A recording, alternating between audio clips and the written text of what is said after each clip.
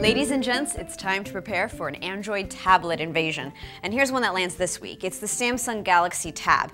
And I tested the one created for Verizon customers, but different versions are also coming for AT&T, Sprint, and T-Mobile for different prices.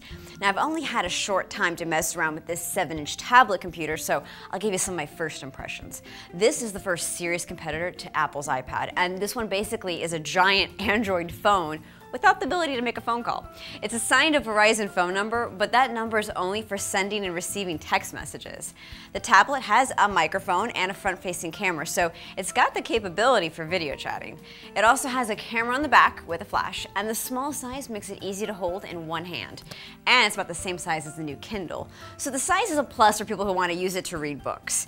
It's also equipped with the Samsung Media Hub, where you can rent and buy movies and TV shows. Another huge plus, it can act as a mobile hotspot to give internet connections to your other devices.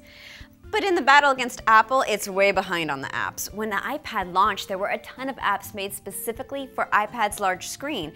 On this tab, you're getting pretty much the same apps you would from a phone, but not all the apps were also made to expand to this full screen size. Well, at least that's a problem for now.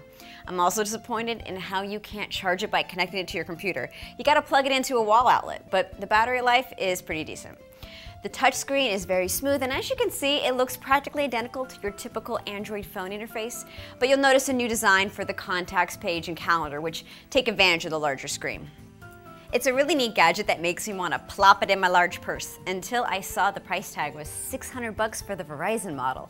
It's that high because it's not tied to a contract, and the data plan starts at $20 a month. But considering I can do most of this from my phone, I'd wait to see what apps developers come up with to make it worth that steep price. Or you can always wait for a cheaper Wi-Fi only version coming out next year.